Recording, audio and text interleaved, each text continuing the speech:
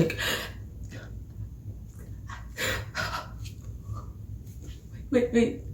Give me a minute. Give me a minute.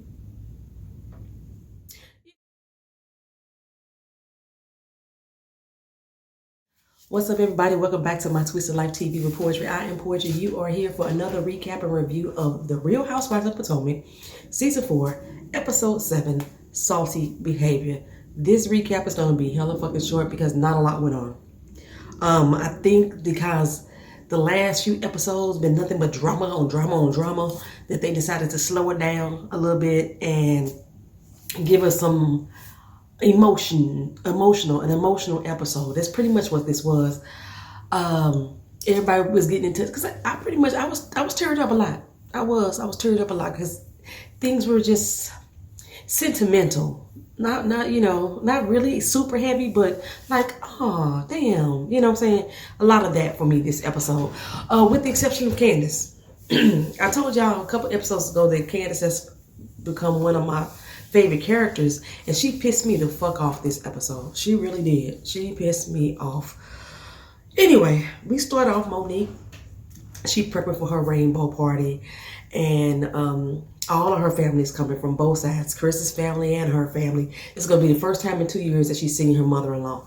I want to say that dinner that they had 2 years ago when her mama said she got that heifer straight was the last time that she's saying she's seen her. But I know after that episode, I told you I follow her on Twitter and I follow her YouTube page as well. And she like to call her mama saying, I'm gonna call her Miss Shirley because I'm so sick of calling her Mama Joyce and Mama this and Mama Miss Shirley. She had bought her a car. They had talked after that. She even connected to her Facebook page. Her Twitter page. She was retweeting all that shit. So I think that they had communication. They just probably hadn't seen each other face to face. Because Chris's mom lives in Alabama, if I'm not mistaken. Yeah. But Chris is such a mama's boy. I'm surprised that he didn't go see his mom. But anyway, Monique ain't getting no rest. She's not getting any rest. She went straight from New Orleans, straight to this doggone party. And you know how Monique like to do. She like to do shit big. I thought Phaedra Parks on The Real Housewives of Atlanta threw big, extravagant ass parties. Monique throws big, extravagant ass parties. Baby. It's all she didn't have was the circus wheel in. That's something that Phaedra would have did though. Anyway, Robin is not gonna make it. She said she had a game for her son Corey, his little football team. Giselle says she ain't gonna make it because Angel's sick. And Monique is at the crib like, damn, 5 folks done canceled on me already. They didn't realize how much this costs. I got to pay per head or something like that. She said, one more person call and cancel. I'm going to start sending out invoices. And it right on cue, Giselle called like, hey, I can't make it. You know what I'm saying? My baby's sick. What can she do? She got to understand. I think the idea of a rainbow party is really cute, really sincere. It, probably so much better than having a doggone baby shower, although it's almost the same kind of thing.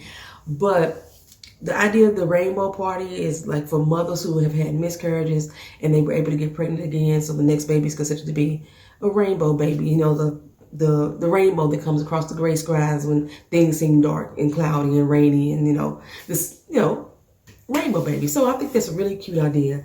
But Monique is a stunning fucking woman. She was already beautiful. Her pregnancy just making her look so, it filling on her face more, and I don't know, the weight on her just looks really beautiful on her. Anyway, I think I really like Karen's platinum blonde wig.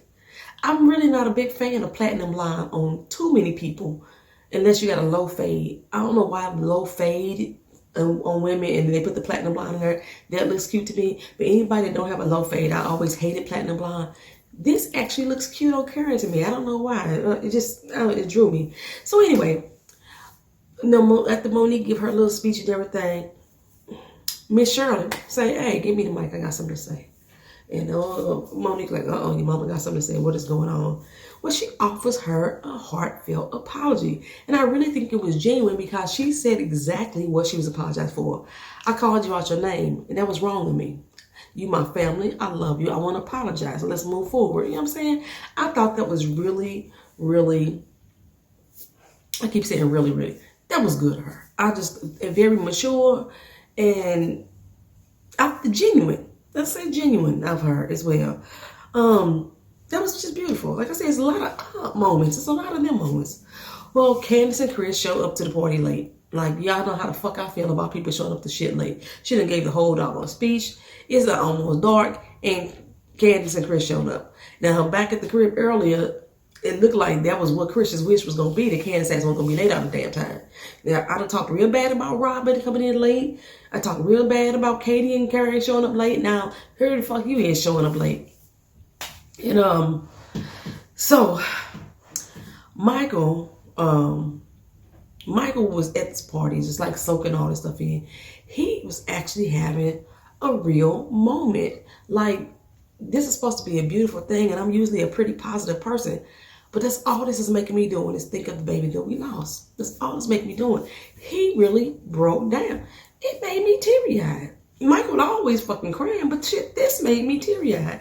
Because you can see he was genuinely hurt. He didn't even want a baby at first, but this is like really making him realize what the hell we lost. I'm happy for them, but damn, why not us? That's exactly how Michael was feeling. So he had to remove himself from the room, right? Okay. So Monique has said that she wanted to open the floor for other people to give a speech about, you know, their miscarriage stories. So Ashley decided to give one. And she kind of spoke to what Michael was saying about how this is a beautiful event and a beautiful thing happening for you, but it does still make me feel kind of sad because we just lost a baby a couple months ago. She was kind of like speaking Michael's truth for real, not necessarily her own. She didn't seem as broken up as Michael to me. It seemed like she was shocked, like, damn, he really feeling this. That's the look that she kept having on her face. But, you know, I don't know how to read Ashley well because I'm not her friend. I'm not around her. But that's just how she was looking for me. It didn't look like she was genuinely as broken up as Michael. Like, it was touching, but like, damn, he was like, Michael's really feeling this. Why I'm not really feeling this? That's how I was seeing that. Anyway, Ashley decides to have a conversation with Karen. I was like, oh shit, here we go. Why these motherfuckers always want to talk about the damn parties? But anyway, she said, you know what, Karen, I want to apologize to you. I think that we should move forward. I want us to have just a day between me and you. We gonna do something together. And Karen was like, wait a minute now. I don't know about that. She's like, well, what I did wasn't that bad. Look, bitch. Karen said, you know what, I'm open though. I'm gonna be a little open. I'm gonna consider it, okay? So Miss Joanne, Giselle's mom, like I said, I'm not calling them Mama Joanne and Mama all that. Miss Joanne shows up. She coming up in Houston to visit. And Giselle was like, yeah, my mama, you know, she know how to show that shade. She always throwing shade at me because they had a little talk about whether or not Giselle actually cooked some food while all the other girls were cooking. She was like, no, I was the overseer. I did this, I did that. She said, but did you cook something? No, you didn't. Okay. Case closed. You know, so Giselle like, yeah, my mama know how to throw a shade with love, unlike Candice's mama. How the fuck did Candice name get in your mouth? Why is she even part of that conversation to us, Giselle? I didn't understand that. Anyway, Giselle said she finally ready to buy a home. So that answers the question. I want to say, I don't know, was that Beautiful Soul Speak may have asked this in one of her video? Because I ain't sure if I asked it. Giselle is still renting. Yeah, answered that question. But my question was, I thought her mama was supposed to move in. But her mama didn't. Her mama stayed in Houston. And she's ready to buy a home, but she's looking at a fixer-upper. Her mama like, oh, hell no. No, that's not what you finna do. You like shit to be done right away. That's not the thing for you to have to do. And the pictures that they showed us of this house, I was like, oh, hell no. She was like, yeah, I could do it. Like, look at Robin. Robin bought her an investment property and she got it done. No, baby, Robin's still doing it. We go over there to that house. They can't put the doorknobs on. The cabinet's wrong. It may be another month. Like I told you, I still don't think it's done. If I'm not mistaken, her brother mentioned that the house still wasn't done. Girl, no. Robin ain't did nothing. Don't use her as an example. So this is Ashley's second miscarriage. She revealed that in this episode. She had one at age 19 and said that she was thinking about having an abortion at that time. But instead she had a miscarriage, and when she had the miscarriage, then she got sad. Like, damn. And she said the last pregnancy, the last miscarriage, it happened around the same time as the one happened when she was 19. So she started to think like, what the fuck is wrong with my body, you know?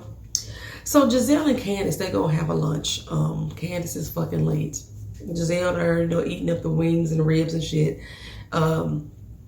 Chris, they threw that out there, a nice little plug, how he finna start his own book, and they're gonna have a tasting the next week. So it's gonna be another gathering. There's some more bullshit gonna get to go down. And everything that we heard today in this episode is gonna come out at that tasting. I already know.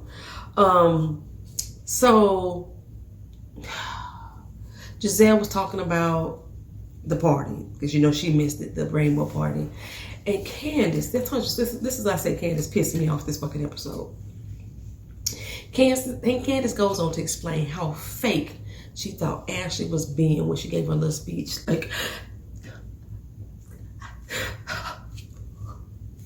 wait, give me a minute. You know, that's how she was doing. Saying this how Ashley was being over dramatic before she started her little speech. And she's like, girl, I don't believe that shit. I ain't buying it. I ain't buying nothing that she's selling. Now, I'm going to tell you, in the beginning, I felt the same way. So why I say this was fucked up for Candiace. Candiace didn't have to say that shit. You could have kept it to yourself. You know what I'm saying? We just went through this whole thing 2 nights ago or last night about the pregnancy and Ashley. Keep that shit to yourself. Okay? When Ashley started speaking, you know, I actually kind of warmed up to it. You know what? No, it wasn't. Like, it was more of Michael's reaction that made me warm up to what Ashley was saying. How Michael was really breaking down at the idea that they lost a child. And that's what made me warm up to what Ashley was saying. But the fact that she's sitting here talking like that and she throwing all the theatrics, she could have just told Giselle how the little shindig went without throwing all that extra shit in her. First of all, you telling it to Giselle, of all motherfucking people. Like, girl. But to pick it, go back for a second. Ashley ain't gotta convince your ass. What you need to be convinced for? Giselle even said it too. She was like, well, why is it any of your business? It's not at this point. So all that, the dramatics was like, that was unnecessary. Now, here's the real tea though, behind Candiace's shade. She says that Ashley's intentions to get pregnant are what's in question. Well, hell, I said that last season after Michael made her renew that daggone prenup. He extended the prenup. I said Ashley in this for a come up. Ashley's trying to make a bankroll off a baby. You know, she wanted to get locked in for good 18 years. But what I believe that Candiace is implying is that Michael is gay. And that they gonna try to have this baby to try to make people believe that he ain't gay. Because the fact that she keep bringing up Michael wants to go around and suck up somebody's dick, that's making me believe that's what she was leaning towards. I'm on the bankroll shit. She on the fact that we trying to cover up the fact Michael gay. That's what I'm thinking. So Giselle's to say, just give her the benefit of the doubt, okay? Just give her the benefit of the doubt. But Candiace stepped in the shit even deeper. Even deeper. Then she goes on to tell her how Monique compared Katie to Amistad. You know, back in the day, Katie was prim and proper. We all know this. You know, Katie used to be a fucking model. And compared to how she looked today, she looked kind of like she living that hobo chic lifestyle. That's how I would say it. And so Giselle like, oh, so she's trying to say she's a slave? That's not what the fucking girl said, but she took it that way and she ran with it, and Candiace didn't shut that shit down. When Giselle said, okay, she's being an asshole for that. That was real fucked up about that. After Giselle expressed how offended she was, and Candiace realized, oh shit, maybe I shouldn't have said nothing. You think, dumbass? You think you shouldn't have said nothing to Giselle of all people? You had that conversation in confidence with Monique as well. So you another motherfucker that's bringing shit back that was just told to you to another motherfucker that didn't have nothing to do with it. And now you got to worry about the fucking backlash.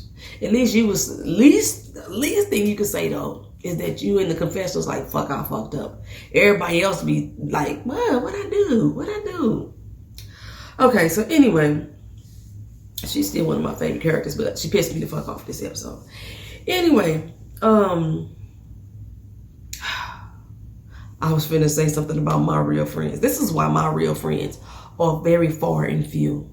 Because I don't like gossiping ass bitches. If I'm talking to friend A and I happen to bring up friend C in the conversation, friend A shouldn't go back to friend C and say shit. You know what I'm saying? But that's how these hoes do. That's why I don't even have friends that know each other no more. I used to. Not no more. And I don't even think it's intentional. That's just how the chips fell.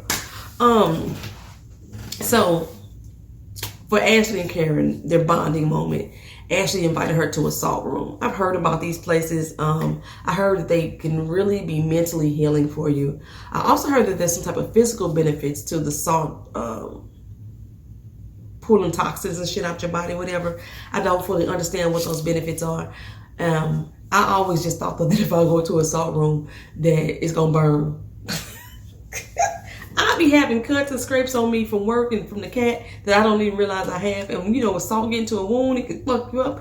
I always thought that if I went to one of these salt rooms, my skin was gonna burn, and because I had some open wounds and shit, it was gonna fuck me up. But I heard these places can be really mentally healing. Now, anyway, like I said, this is the way for them to bond.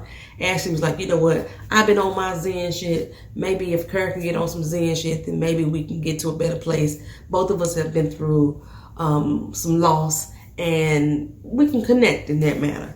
So the practitioner wanted to work on Karen's chakras, you know. One thing I want to say about this damn practitioner, baby, you better ask before you touch me. She just went on right into Karen's diaphragm, right underneath her boobage. Don't do that. And to Karen, tighten up. I sense some tension there. Yeah, bitch, you touching me in places that I didn't know you was finna touch. Like, ask me, can you put your hand there or something? You know, I would tense up too. But, you know, she said that she could sense she holding in a lot of pain, a lot of grief, da-da-da this, da-da-da that.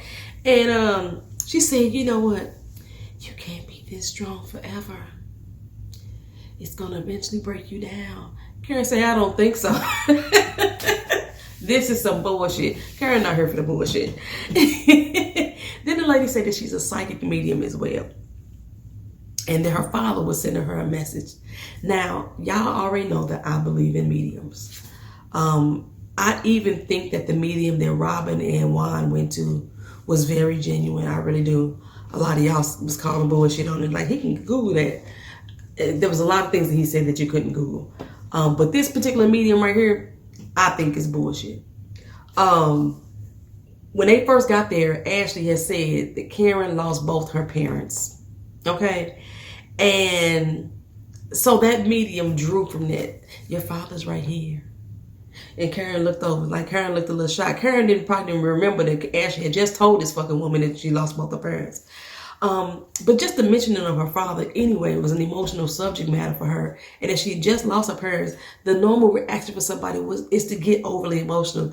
And that's exactly what Karen did. She got emotional and she broke down. And then she finally opened up about how her parents were her pillar of strength, and now they're both gone. And now she looks more closely at what's important to her, and that's family, you know, and the good friends that she invites into her life. So that's what's really important to her.